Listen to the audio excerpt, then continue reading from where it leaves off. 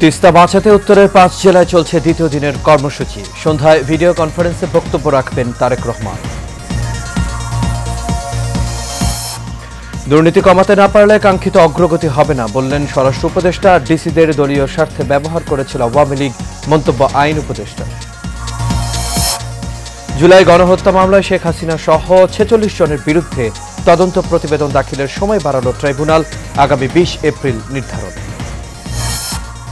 এবং বিকেলে দেশজুড়ে বিক্ষোভ কর্মসূচি বাংলাদেশ জামায়াতে ইসলামীর, দাবি এটিএম আজহারুল ইসলামের মুক্তি।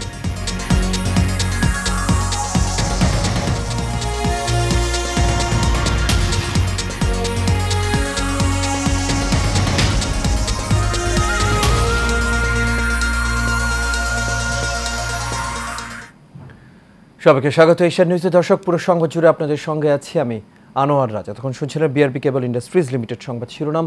এবার চলে যাচ্ছি পুরো খবরে। তিস্তা চুক্তি বাস্তবায়নের দাবিতে তিস্তাপাড়ের ৫ জেলার ২৩০ কিলোমিটার এলাকা জুড়ে জাগো বাহে তিস্তা বাঁচাই শীর্ষক ৪৮ ঘন্টার কর্মসূচির দ্বিতীয় দিন আজ। তিস্তা নদী রক্ষা আন্দোলনের ব্যানারে এই কর্মসূচিতে অংশ নিয়েছে বিএনপি ও তার মিত্ররা।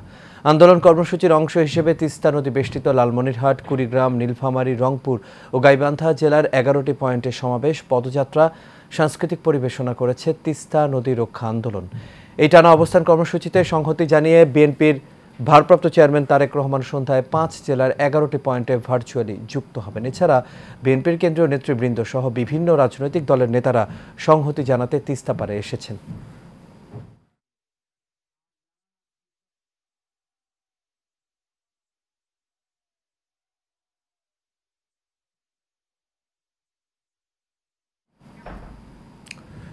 দর্শক, এই বিষয়ে বিস্তারিত জানাতে আমাদের সঙ্গে তিস্তাপাড় থেকে যুক্ত হচ্ছেন সহকর্মী বাদশাহ ওসমানী। বাদশাহ, আশা করি আপনি আমাকে শুনতে পাচ্ছেন। বাদশাহ, আগের সংবাদে আপনার সঙ্গে এই বিষয় নিয়ে কথা হচ্ছিল, তিস্তা বাঁচাই কর্মসূচিতে সাধারণ মানুষ অংশ নিয়েছেন। এখন কি অবস্থা দেখতে পাচ্ছেন তিস্তাপাড়ের?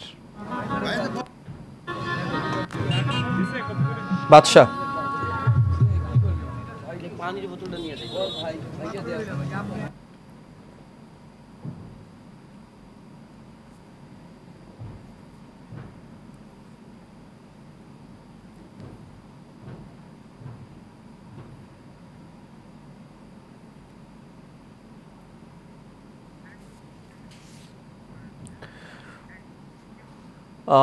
দুঃখিত, আমরা এই মুহূর্তে সংযুক্তি নিতে পারছি না। পরবর্তীতে আবারও সংযোগ নেওয়ার চেষ্টা করব। আমাদের সঙ্গে আবারও যুক্ত হবেন আপনি অবশ্যই পরবর্তীতে। চলেছি পরের খবরে। আসন্ন রমজানে আইন শৃঙ্খলা নিয়ন্ত্রণ সহ ত্রিমুখী চ্যালেঞ্জ আছে বলে মনে করছে সরকার। চ্যালেঞ্জ মোকাবেলায় বাহিনীর পক্ষ থেকে জেলা প্রশাসকদের সতর্ক থাকতে বলা হয়েছে। ৩ দিন ব্যাপী ডিসি সম্মেলনের শেষ দিনে এসব কথা উঠে আসে। জেলা প্রশাসকরা আগে অপকর্মের সাথে জড়িত ছিল বলে অভিযোগ করেন আইন উপদেষ্টা। আর স্বরাষ্ট্র উপদেষ্টা দাবি করে বলেন দেশে আইন শৃঙ্খলা পরিস্থিতির উন্নতির দিকে। পরে সাংবাদিকদের উপদেষ্টা আসিফ মাহমুদ জানান, জাতীয় নির্বাচনের আগে স্থানীয় সরকার নির্বাচন হওয়া উচিত। বিস্তারিত নূর মোহাম্মদ ভুঁইয়ার রিপোর্টে।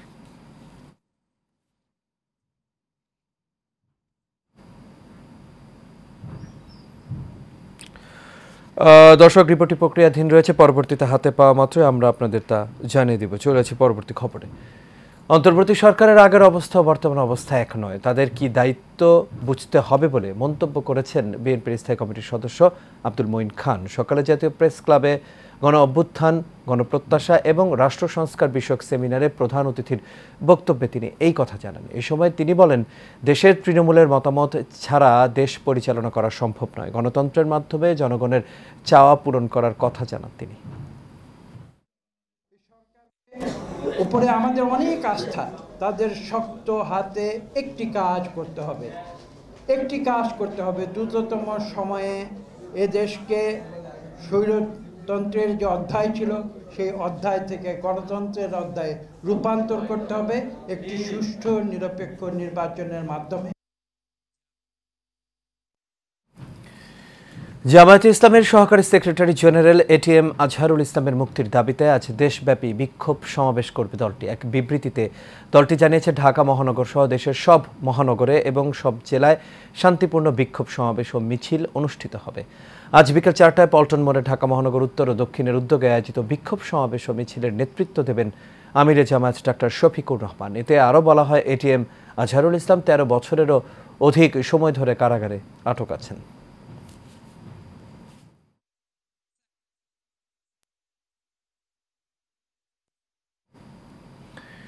রাজধানীর মোহাম্মদপুরের আলোচিত সন্ত্রাসী কবজিকাটা গ্রুপের প্রধান আনোয়ার ওরফে শুটার আনোয়ার সহ 2 জনকে গ্রেপ্তার করেছে র্যাব। দুপুরে র্যাব মিডিয়া সেন্টারে সংবাদ সম্মেলনে র্যাব জানায়, গোয়েন্দা তথ্যের ভিত্তিতে কেরানীগঞ্জে অভিযান চালিয়ে তাদের গ্রেপ্তার করা হয়। সম্প্রতি মোহাম্মদপুর এলাকা আধিপত্য বিস্তারকে কেন্দ্র করে এক যুবকের কবজি কেটে দেয় আনোয়ারের নেতৃত্বে তার গ্রুপের সদস্যরা। এই ঘটনায় এলাকায় চাঞ্চল্যের সৃষ্টি হয়। এছাড়া তার বিরুদ্ধে চাঁদাবাজি, ছিনতাই সহ একাধিক মামলা রয়েছে।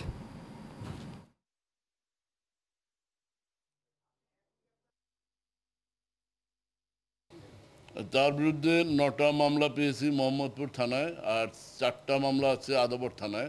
এর মধ্যে 2টো মার্ডার মামলা আছে, ছিনতাই এবং হত্যা চেষ্টা মামলা আছে 4টা। তো দেখেন, আমাদের কাজ তো একটা লেভেল পর্যন্ত, আমরা একটা লেভেল পর্যন্ত যেতে পারি। আমাদের কাজ কি? সমাজে যারা দুষ্ট, সন্ত্রাসী, অপরাধী তাদেরকে গ্রেপ্তার করে আইনে বিচারের জন্য সোপর্দ করা।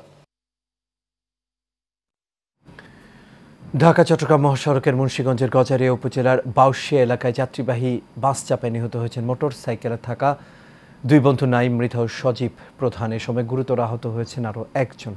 সোমবার রাত 8টার দিকে মহাসড়কের বাউশিয়া এলাকায় ঢাকামুখী লেনে এই দুর্ঘটনাটি ঘটে। পুলিশ ও প্রত্যক্ষদর্শীরা জানান, পাশাপাশি 2টি মোটর সাইকেল নিয়ে মহাসড়ক হয়ে বাড়ি ফিরছিলেন নিহতরা। বাউশিয়া এলাকায় কুমিল্লামুখী লেন থেকে ইউটার্ন নিয়ে ঢাকামুখী লেনে আসলে অজ্ঞাত বাস পেছন থেকে নিহত সজীবের মোটরসাইকেলটিকে ধাক্কা দেয়। এতে নাইমের মোটরসাইকেলটি সজীবের মোটরসাইকেলের ওপর পরে পেছন থেকে দ্রুতগতির আরেকটি বাস 2 মোটরসাইকেলের ওপর দিয়ে পিষে চলে যায়। এতে মারা যান মোটরসাইকেল চালক নাইম ও সজীব। স্বাস্থ্য পরিবার কল্যাণ মন্ত্রণালয়ের স্বাস্থ্যসেবা বিভাগের সাবেক সচিব মোহাম্মদ জাহাঙ্গীর আলমকে গ্রেপ্তার করেছে ঢাকা মহানগর গোয়েন্দা পুলিশ। ভোরে ঢাকা থেকে তাকে গ্রেপ্তারের তথ্য দিয়েছেন ডিবির অতিরিক্ত কমিশনার রেজাউল করিম মল্লিক। জাহাঙ্গীরের বিরুদ্ধে একাধিক মামলা থাকার কথা জানালেও কোন মামলায় তাকে গ্রেপ্তার দেখানো হবে তা তাৎক্ষণিকভাবে জানাননি এই পুলিশ কর্মকর্তা। 2023 সালের অক্টোবরে স্বাস্থ্যসেবা বিভাগে সচিবের দায়িত্ব পাওয়া জাহাঙ্গীর জুলাই আগস্টের গণ অভ্যুত্থানের সময় একই পদে বহাল ছিলেন। গত 20 আগস্ট তাকে সেখান থেকে সরিয়ে পরিকল্পনা কমিশনের সদস্য সচিব হিসেবে বদলি করে অভ্যুত্থান পরবর্তী অন্তর্বর্তীকালীন সরকার। এরপর গত 28 অক্টোবর জনপ্রশাসন মন্ত্রণালয় জনস্বার্থে তাকে অবসরে পাঠানোর কথা জানায়।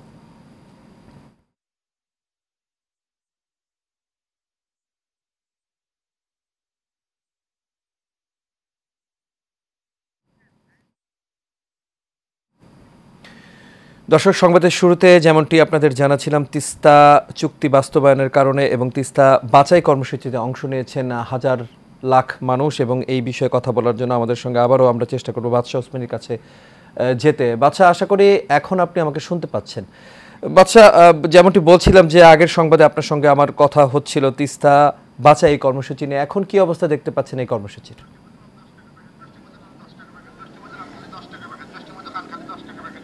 রাজ, আসলে যে ইতিপূর্বে যতটুকু বলেছিলাম যে তিস্তাপাড়ায় কিন্তু লাখো মানুষের ঢল। আপনি জানেন, আমি যদি রয়েছে আজকে কাউনিয়া পয়েন্টে, তিস্তার 11টি পয়েন্টের মধ্যে একটিতে আমি রয়েছি। এখানে এই 11টি পয়েন্টে আমরা লক্ষ্য করে যেটা দেখেছি এবং জেনেছি, যেটা কৃষকরা যেটা জানিয়েছেন যে বিএনপির ডাকা যে 2 দিনব্যাপী এই লাগাতার কর্মসূচি, তারা তিস্তাকে বাঁচাতে এবং এখানকার কৃষককে বাঁচাতে তারা যে কর্মসূচি হাতে নিয়েছেন, সেক্ষেত্রে কিন্তু তারা সফল হয়েছেন। কিন্তু কতটুকু তিস্তার ন্যায্য হিস্সা আদায়ে সেটি কিন্তু একটু পরেই বলবেন এখানে তারেক জিয়া, যিনি বিএনপির কণ্ঠধার আপনারা জানেন।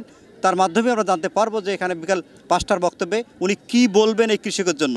এখানকার কৃষকরা আমাদেরকে জানিয়েছেন, যদি কৃষক বাসেই এই তিস্তা এলাকার এই 5টি জেলা যদি কৃষক বাঁচে তবে বাংলাদেশ বাঁচবে, যেটা পূর্বে আমরা বলেছি। এখানকার কৃষকদের একটি দাবি, আমরা আর কোনো বক্তৃতা বিবৃতি শুনতে চাই না, আমরা তিস্তার ন্যায্য হিস্সা চাই, তিস্তার সময় মতো পানি চাই, তিস্তার বাঁধ যেন ভেঙে আর বাড়িঘর এখানে তলিয়ে না যায়, বাড়িঘর ভেঙে না যায়, সেই দিকে তারা লক্ষ্য রাখতে বলেছেন। এখানে আজকে লাখো মানুষ, এখানে আমরা দেখেছি স্কুল কলেজের ছাত্র থেকে শুরু করে বয়স বৃদ্ধ থেকে শুরু করে নানান পেশার কিন্তু লোকজন এসেছেন। আপনারা দেখেছেন এখানে রাত্রি যাপন করেছেন এখানে হাজারো জনতা। তাদের একটাই দাবি, তিস্তার ন্যায্য হিস্সা।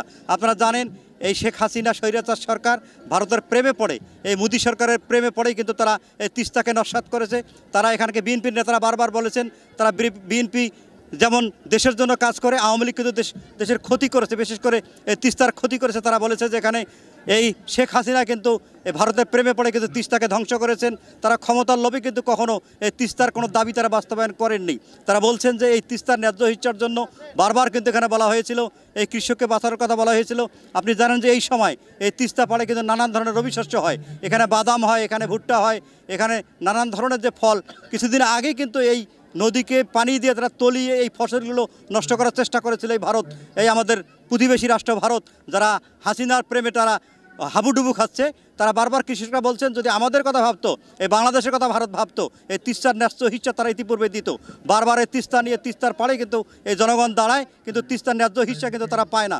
তারা বলছেন এবার এই যে বিএনপির ডাকে যেমন আজকে 2 দিন ব্যাপী যে কর্মসূচি চলছে, এই কর্মসূচির মাধ্যমেই তারা আগামীতে বাস্তবায়ন করতে চায় তিস্তা পাড়ের মানুষের, এই তিস্তা পাড়ে যে তিস্তার যে কান্না, এই তিস্তায় যেন আর মানুষের ঘরবাড়ি ভেঙে তলিয়ে না যায়। এই তিস্তার ন্যায্য হিস্যার দাবিতে তারা যেভাবে মুখিয়ে উঠেছে, যেভাবে এই 5টি জেলার 11টি পয়েন্টে যেভাবে জনগণ হাজার হাজার লক্ষ লক্ষ জনতা দাঁড়িয়ে যেভাবে প্রতিবাদ করছেন, তাদের একটি দাবি আমি দেখেছি এখানে দলমত নির্বিশেষে তার সকলেরই একটা দাবি, এই তিস্তার ন্যায্য হিস্যা এবং এই 5টি জেলার কৃষকদের যদি বাঁচে তাহলে এই কৃষকরা বাঁচবে, এই আশায় মুখিয়ে রয়েছেন এই এলাকার লোকজন মুখর। বাদশাহ, আপনাকে অসংখ্য ধন্যবাদ। দর্শক, আমাদের সঙ্গে রংপুর থেকে যুক্ত হয়েছিলেন সহকর্মী বাদশাহ ওসমানী। চলে আছে পরবর্তী খবরে।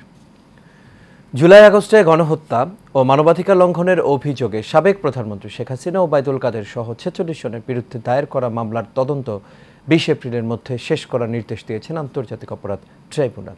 ট্রাইব্যুনালের চেয়ারম্যান বিচারপতি মোহাম্মদ গোলাম মুর্তুজা মজুমদারের নেতৃত্বে 3 সদস্যের ট্রাইব্যুনাল এই আদেশ দেন।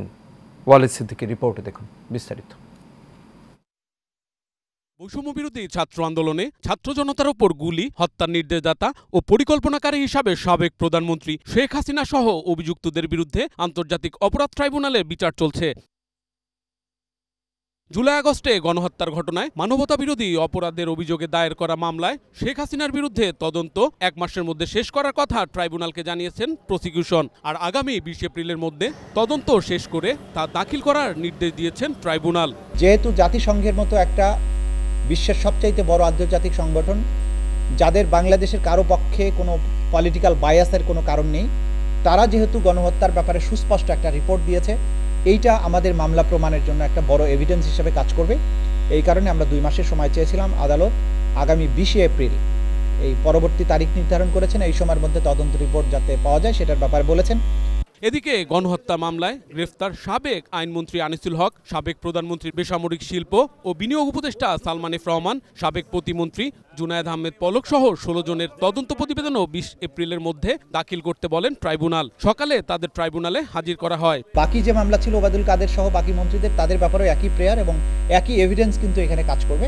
সেই হিসাবে তাদের ক্ষেত্রেও আমরা একই আবেদন জানিয়েছিলাম, আদালত সেটা মঞ্জুর করেছেন। আসামি পক্ষে আইনজীবী হিসাবে উপস্থিত ছিলেন জেডাই খান পান্না। তিনি বলেন আইনি সহায়তা পাওয়া সবার নাগরিক অধিকার। এখানে আমি যাদের কাছে রাজনীতি শিখছি সেই রকমের লোক আছে। আমার বড় ভাই আছে 2 জন, আমার সাথী আছে কয়েকজন, যাদের সাথে মুক্তিযুদ্ধ করেছি তারা আছে। তো যে কোনো অপরাধী থাক আর না থাক এটা বিচার্য বিষয়, কিন্তু আইনগত সুবিধা পাওয়া এবং সমর্থন দেওয়া এটা একটা আইনজীবীর নৈতিক অধিকার, এবং যে কোনো নাগরিকের আইনগত সুবিধা পাওয়া এটা নৈতিক অধিকার। তাড়াহুড়া করতে গিয়ে তদন্ত প্রতিবেদন যেন ত্রুটিপূর্ণ না হয় সেদিকেও খেয়াল রাখতে বলেন tribunal. Walid Siddiqui, Asian television, Dhaka.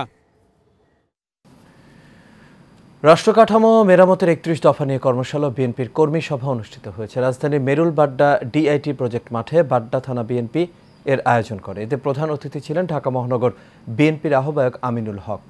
এ সময় আরও উপস্থিত ছিলেন বিএনপির স্থায়ী কমিটির ক্ষুদ্র ঋণ বিষয়ক সম্পাদক doctor M A Qayyum, Badda থানা বিএনপির সাবেক সদস্য সচিব HM শামসুল হক সহ অন্যান্য নেতাকর্মীরা।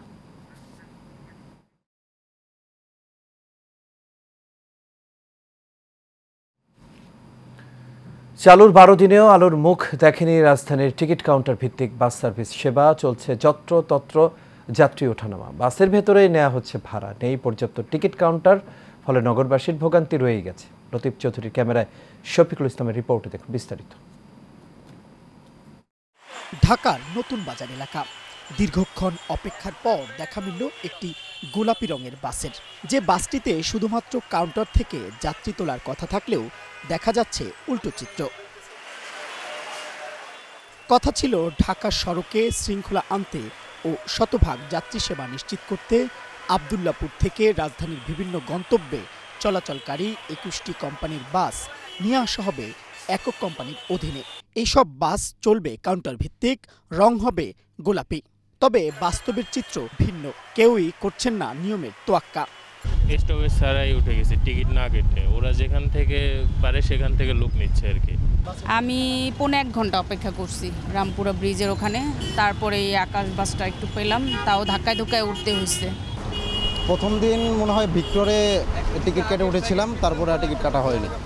মনিটরিং দরকার এগুলোর বিষয়, এবং সরকার ভালো একটা পদক্ষেপ না দিলে জনগণের আস্থা ফিরে আসবে না সরকারের প্রতি। বর্তমান কিছুদিন আগে কাউন্টার করছে, কাউন্টার ভাঙিয়ে গেছে আমগো।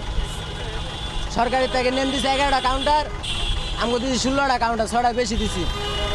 তারপরে যাত্রী টাইম না কুলাই দাঁড়ি না, মানে যাত্রীরা পরে যে উঠতারে না থেকে গাড়িতে গাড়ি ঘুরে কাউন্টার ম্যানরে মাইরা কাউন্টার ভাঙিয়ে নামিয়ে লুয়ে গেছে। সড়কে ট্রাফিকের দায়িত্বে থাকা শিক্ষার্থী ও পুলিশের অভিজ্ঞতাও তিক্ত। আর অনেক খোঁজাখুঁজির পর একটি টিকিট কাউন্টার পাওয়া গেলেও সেখানে নেই যাত্রীর দেখা। অনেকে জানে না যে এখানে টিকিট কাউন্টার করছে। টিকিট কাউন্টারের জন্য হচ্ছে আপনার এরা গ্যাঞ্জাম লেগে যাচ্ছে। যেমন আপনার এরা জানে না যে কোথায় টিকিট কাউন্টার বা কোথায় টিকিট কাউন্টার নাই, এর বিধায় হচ্ছে আপনার এরা যাত্রীরা হচ্ছে বাসে উঠতে পারতেছে না। এটাই আর কি। প্রতিনিয়ত কাজ করে যাচ্ছে, আর বিশেষ করে একটা অভ্যস্ত হওয়ার পর মানুষ ইনশাল্লাহ একটা সোজা পথে আসবে আর কি, ভালো পথে আসবে। ঢাকার সড়ক পরিবহন মালিক সমিতি বলছে চেষ্টা চলছে সবাইকে একই নিয়মে আনার। তা আমরা আসলে আমাদের স্টেক হোল্ডার এবং শ্রমিক ভাইদেরকে নিয়ে আমরা বারংবার তাদের কাছে বসেছি এবং আবারও আমরা তাদের সাথে বসবো, তাদেরকে বোঝাই নিয়ে আমরা ইনশাল্লাহ আগামী দিনে পথ চলা যাত্রীদের সুবিধার্থে কাউন্টার সার্ভিস এবং টিকিটের মাধ্যমে আমরা যাত্রীদেরকে একটি সেবা প্রদান করবো বলে আমরা আশা করি, এবং অচিরেই আমরা এই প্রকল্পে সফল হবে বলে আমরা আশা করি। এ নিয়ে কথা হয় বুয়েটের সহকারী অধ্যাপক কাজী মোহাম্মদ সাইফুন নেওয়াজের সঙ্গে। তিনি বলেন কাউন্টার ভিত্তিক পদ্ধতি অনেক আগেই অকার্যকর প্রমাণিত হয়েছে। আমাদেরকে যেটা করতে হবে সেটা হচ্ছে বাস রুট র্যাশনালাইজেশন বা বাস রুট ফ্র্যাঞ্চাইজি, যেটা সেই সিস্টেমটা যেতে হবে যাতে কিনা আসলে প্রতিযোগিতা কমে যায়, এবং যেই রুটে যারা চলছে তাদেরকে নিয়েই যদি আমরা কোম্পানি ফর্ম করতে পারি, তাহলে দেখা যাবে যে বাসের যেমন পর্যাপ্ত সংখ্যক বাস থাকবে, পাশাপাশি যাত্রীদের হয়রানি কম হবে এবং ভাড়াটা নির্ধারণ করা যাবে সঠিকভাবে। সবচেয়ে বড় কথা, সরকার নিয়ন্ত্রণ করতে পারবে। Mohammad Shafiqul Islam, Asian television, Dhaka. সংবাদের শুরুতে যেমনটি বলছিলাম, আসন্ন রমজান আইন শৃঙ্খলা নিয়ন্ত্রণ সহ ত্রিমুখী চ্যালেঞ্জ আছে বলে মনে করছে সরকার। আর এই চ্যালেঞ্জ মোকাবেলায় বাহিনীর পক্ষ থেকে জেলা প্রশাসকদের সতর্ক থাকতে বলা হয়েছে। নূর মোহাম্মদ ভুইয়ার প্রক্রিয়াধীন রিপোর্টটি আমাদের হাতে এসে পৌঁছেছে, এখন আমরা তা দেখে নেব। 3 দিনব্যাপী শুরু হওয়া জেলা প্রশাসক সম্মেলনে তৃতীয় এবং শেষ দিনে রাজধানী ওসমানী স্মৃতি মিলনায়তনে জেলা প্রশাসকদের সাথে ধারাবাহিকভাবে বৈঠকে বসেছেন উপদেষ্টাগণ। পর্যায়ক্রমে বৈঠক শেষে সংশ্লিষ্ট ইস্যু নিয়ে গণমাধ্যমের সাথে কথা বলেন উপদেষ্টারা। প্রাথমিক ও গণশিক্ষা উপদেষ্টা বলেন, প্রাথমিক বিদ্যালয়ের শিক্ষকদের দাবির সঙ্গে সহানুভূতি আছে সরকার। যখন তাদের ফল ঘোষণা করেছি, তখন আমরা শুধু আমাদের মন্ত্রণালয় স্বাধীনভাবেই ফল ঘোষণা করিনি, আমরা জনপ্রশাসন মন্ত্রণালয় এবং আইন মন্ত্রণালয় ওনাদের মতামত নিয়েই ফল ঘোষণা করেছি। ফলে আমরা মনে করেছি যে আমরা একটা আইনি কাঠামোতেই আমরা কাজগুলো করেছি। সেই হিসেবে অবশ্যই আমি তাদের দাবির সঙ্গে মানে তারা যেটা চাচ্ছেন সেটার সঙ্গে এক ধরনের সহানুভূতি আমাদের রয়েছে। আইন উপদেষ্টা আসিফ নজরুল বলেন, বিগত সরকারের আমলে রাষ্ট্রের সবচেয়ে মেধাবী কর্মকর্তাদের মানুষের অত্যাচারের কাজে ব্যবহার করেছে। আর স্বরাষ্ট্র উপদেষ্টা দাবি করেন দেশের আইন শৃঙ্খলা পরিস্থিতি উন্নতির দিকে। তো বিগত সরকারের আমলে আমাদের ডিসিরা, দেশের সবচেয়ে মেধাবী মানুষরা ডিসি হিসাবে কাজ করেন বা প্রশাসনে আসেন কম্পিটিটিভ পরীক্ষার মাধ্যমে। এত বড় রাষ্ট্রের একটা রিসোর্সকে গত ফ্যাসিস্ট রেজিম জনগণকে অত্যাচার করার জন্য, নিপীড়ন করার জন্য এবং তাদের অপকর্ম জায়েজ করার জন্য ব্যবহার করা হয়েছিল। তো আমার ওনাদের সাথে ইন্টারাকশন সে শুধু মনে হয় যে এটাকে আমরা যদি পজিটিভলি কাজে লাগাই জনগণের সেবা করার জন্য, প্লাস আমরা যে আইন শৃঙ্খলা পরিস্থিতি কীভাবে আরও উন্নতি করা যায় এইগুলির ব্যাপারে আলোচনা হয়েছে। যেমন তারা বর্ডারে এলাকায় বিজিবি বৃদ্ধি করার জন্য বলছে, তারা নৌ পুলিশ বৃদ্ধি করার জন্য বলছে। আইন শৃঙ্খলা উন্নতির জন্যই তো আমরা এই যে একটা অপারেশন চালাচ্ছি ডেভিল হান্ট, এটা তো আপনারা জানেন এবং আপনারা এই থেকে সাহায্য এবং সহযোগিতা করে যাচ্ছেন। এদিকে জাতীয় নির্বাচনের আগে স্থানীয় সরকার নির্বাচন হওয়া উচিত বলে মনে করেন স্থানীয় সরকার উপদেষ্টা আসিফ মাহমুদ। ফলত যেটা হচ্ছে যে একজন অফিসার যখন 2-3টা দায়িত্ব পালন করতে হচ্ছে তাকে, কোনোটাই আসলে ঠিকভাবে পালন করা একজন মানুষের পক্ষে কঠিন হয়ে দাঁড়ায়। আর সেই জায়গা থেকে আমি ব্যক্তিগতভাবে মনে করি স্থানীয় সরকার নির্বাচন করার মাধ্যমে সেখানে প্রকৃত জনপ্রতিনিধিদেরকে নিয়ে আসা উচিত। তবে সব চ্যালেঞ্জ মোকাবেলায় সরকারের পক্ষ থেকে জেলা প্রশাসকদের সতর্ক থাকার নির্দেশ দেওয়া হয়েছে এবারে জেলা প্রশাসক সম্মেলনে। জেলা পরিষদের বিশেষ বরাদ্দ থেকে। নূর মোহাম্মদ ভূঁইয়া, এশিয়ান টেলিভিশন, ঢাকা। এবার সারা বাংলার খবর। গাজীপুর জেলা বিএনপির আহ্বায়ক কমিটিতে অধ্যাপক ডাক্তার রফিকুল ইসলাম বাচ্চুকে 1 নম্বর যুগ্ম আহ্বায়ক নির্বাচিত করায় বেগম খালেদা জিয়া এবং তারেক রহমানকে শুভেচ্ছা জানিয়ে আনন্দ মিছিল করা হয়েছে। শ্রীপুর পৌর ছাত্র দলের যুগ্ম আহ্বায়ক মোফাজ্জেল ফকির ও স্বেচ্ছাসেবক দলের ইব্রাহিম সরকারের আয়োজনে এই মিছিল বের করা হয়। পরে সংক্ষিপ্ত সমাবেশে উপস্থিত ছিলেন পৌর স্বেচ্ছাসেবক দলের আহ্বায়ক নজরুল ইসলাম মিলন, সিনিয়র যুগ্ম আহ্বায়ক রাশিদুল ইসলাম নয়ন, জেলা ছাত্র দলের সিনিয়র যুগ্ম সাধারণ সম্পাদক জিয়াউল কবির রিফাত, পৌর স্বেচ্ছাসেবক দলের যুগ্ম আহ্বায়ক সাখাওয়াত হোসেন খান ও পৌর যুব দলের যুগ্ম আহ্বায়ক ফারুক ভূঁইয়া সহ আরও অনেকেই।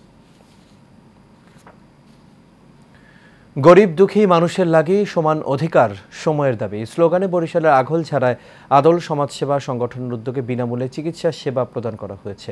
অসহায় মানুষের জন্য আয়োজিত এই উদ্যোগে উপস্থিত ছিলেন আদল সমাজসেবা সংগঠনের প্রতিষ্ঠাতা সভাপতি মোহাম্মদ হামিদুল ইসলাম, সাধারণ সম্পাদক মোহাম্মদ আল আমিন ফরিয়া, যুগ্ম সাধারণ সম্পাদক নাইমুল হক ও কোষাধ্যক্ষ মোহাম্মদ জহিরুল ইসলাম সহ আরও অনেকেই।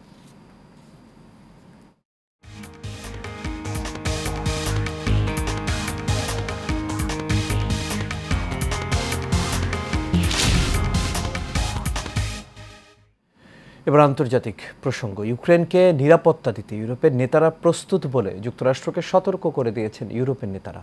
সৌদি আরবে মার্ন রাশিয়ার পররাষ্ট্রমন্ত্রীদের বৈঠকের ঘোষণার পর ফ্রান্সে এক জরুরি বৈঠক থেকে এই মন্তব্য দেন তারা। এদিকে ইউক্রেন প্রেসিডেন্ট জেলেনস্কি বুধবার সৌদি আরব যাবেন বলে তার মুখপাত্র জানিয়েছেন। আরও জানাচ্ছেন জামালুন নূর। ফ্রান্সে অনুষ্ঠিত জরুরি বৈঠকে ইউরোপীয় নেতারা সতর্ক করেছেন, মস্কোর সাথে আলোচনার মাধ্যমে শান্তি চুক্তি না হলে কিয়েভের জন্য যুদ্ধবিরতিতে সম্মত হওয়া বিপজ্জনক হবে। সোমবার প্যারিসে এ বৈঠক আহ্বান করেন ফরাসি রাষ্ট্রপতি এমানুয়েল ম্যাক্রো। বৈঠকের পর ব্রিটিশ প্রধানমন্ত্রী স্যার কেয়ার স্টারমার বলেছেন, ইউক্রেন শান্তি চুক্তির জন্য রাশিয়াকে আক্রমণ করা থেকে বিরত রাখতে মার্কিন ব্যাকস্টপ প্রয়োজন। And I'm prepared to consider committing British forces on the ground alongside others. রাশিয়াকে কার্যকরভাবে নিবৃত্ত করার একমাত্র উপায় হল মার্কিন নিরাপত্তার নিশ্চয়তা। স্থায়ী শান্তি চুক্তি হলে ইউক্রেনে ব্রিটিশ সেনা মোতায়েনের কথা বিবেচনা করা হবে। To effectively deter Russia from attacking Ukraine again. এদিকে আগামী বুধবার ইউক্রেনের প্রেসিডেন্ট জেলেনস্কি সৌদি আরব সফর করবেন বলে জানিয়েছে তার মুখপাত্র। এর আগে যুদ্ধবিরতি চুক্তিকে ভঙ্গুর বলে মন্তব্য করেন তিনি। যুদ্ধবিরতি কেবল ইউক্রেন বা অন্যান্য ইউরোপীয় দেশগুলোর বিরুদ্ধে মস্কোর আরেকটি যুদ্ধের একটি প্রস্তাবনা হবে। অন্যদিকে এক সোশ্যাল মিডিয়া পোস্টে ইউক্রেনের জন্য নিরাপত্তা নিশ্চয়তা প্রদানে নেতৃত্ব দেওয়ার প্রত্যয় ব্যক্ত করেছেন ন্যাটো মহাসচিব মার্ক রুট। সোমবার রিয়াদে সৌদি আরবের ক্রাউন প্রিন্স মোহাম্মদ বিন সালমানের সাথে পররাষ্ট্রমন্ত্রী মার্কো রুবিও সাক্ষাৎ করেছেন। এ সফরে সৌদি আরবে আসা রাশিয়ার পররাষ্ট্রমন্ত্রী সের্গেই ল্যাভরভের সাথে ইউক্রেন ইস্যুতে আলোচনা করবেন তিনি। জামালুন নূর, এশিয়ান টেলিভিশন। বাগিচা ক্র্যাব মিলনায়তনে সংবাদ সম্মেলনে ব্যবসায়ী দাবি করেন নরসিংদীর সিটু বাহিনী তার কাছে চাঁদা দাবি করেন। তিনি চাঁদা দিতে অস্বীকৃতি জানালে ব্যবসা প্রতিষ্ঠানে দলবল নিয়ে হামলা করেন, এমনকি প্রাণনাশের হুমকি দিয়ে যাচ্ছেন। থানায় অভিযোগ করলেও মিলছে না এর প্রতিকার।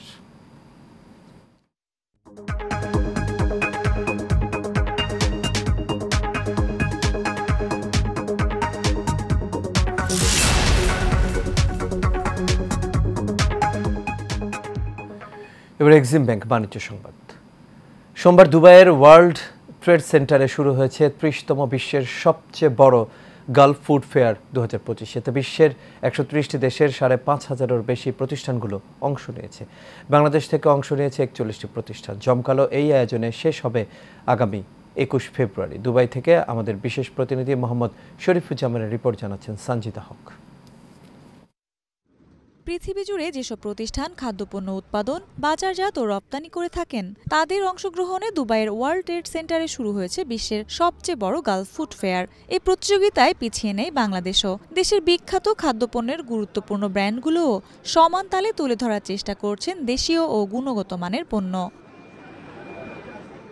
এর মধ্যে রয়েছে প্রাণ, মেঘনা, বসুন্ধরা, আকিজ ও সিটি গ্রুপ সহ বেশ কয়েকটি বিশ্বমানের খাদ্য প্রস্তুতকারী প্রতিষ্ঠান এবং প্রায় 41টি প্রতিষ্ঠান। মেলায় রফতানি উন্নয়ন ব্যুরো ও দুবাই কমার্শিয়াল কনসুলেটের ব্যবস্থাপনায় তৈরি হয়েছে বাংলাদেশ প্যাভিলিয়ন। আজকে আমাদের এখানে কাস্টমারের যেটা চাহিদা বেশি হলো সেটা হলো ইনস্ট্যান্ট নুডলস, সাথে ফ্রোজেন পরাটা। এগুলো আমরা বাংলাদেশ থেকে এক্সপোর্ট করতেছি এবং এটা চাহিদা অনেক বেশি। আমাদের প্রবাসী ভাই বোনদেরকে আমাদের এই যে সুগন্ধি চালটা এক্সপোর্ট করে তাদেরকে খাওয়ার সুযোগ করে দিতে পারি। রপ্তানি উন্নয়ন ব্যুরোর ভাইস চেয়ারম্যান আনোয়ার ইসলাম প্রতিটি প্যাভিলিয়ন ঘুরে দেখেন এবং অংশগ্রহণকারী প্রতিষ্ঠানগুলোর সাথে কথা বলেন। আমাদের এই যেই সম্ভাবনা, এই ইন্ডাস্ট্রি, আমাদের মনে হয় এটা আগামী 2000 ঠিকমতো আমরা যদি নীতিগত সহায়তা দিতে পারি, আমরা যদি তাদেরকে সঠিক লজিস্টিক্স সাপোর্ট সেটা যদি আমরা পোর্ট ফ্যাসিলিটি শুরু করে ব্যাংকিং অন্যান্য সাপোর্টও দিতে পারি, এটা আমাদের $5-6 বিলিয়ন ইন্ডাস্ট্রি হওয়াটা খুব কঠিন কিছু না। এই মেলার মাধ্যমে আমদানি ও রপ্তানি বাড়ানোর পাশাপাশি বাংলাদেশের খাদ্যপণ্য বিশ্ববাজারে বিস্তৃত করা আরও সহজ হবে বলে মনে করেন অংশগ্রহণকারীরা। সঞ্জিদা হক, এশিয়ান টেলিভিশন। আর এর সাথে শেষ করবে এশিয়ান নিউজ। তবে যাবার আগে বিআরবি কেবল ইন্ডাস্ট্রিজ লিমিটেড সংবাদ শিরোনামগুলো দেখে নেব দর্শক আরও একবার।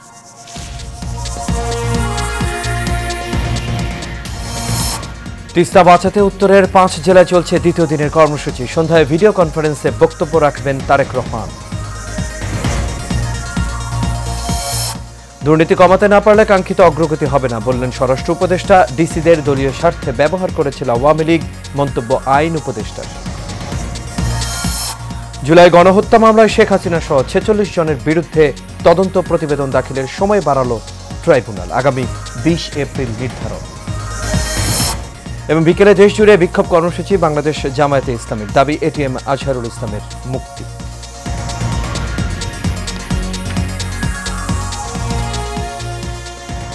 দর্শক, এই ছিল আমাদের এখনকার আয়োজন। আমাদের পরবর্তী সংবাদ দেখার আমন্ত্রণ রইল। এতক্ষণ সাথে থাকার জন্য সবাইকে ধন্যবাদ।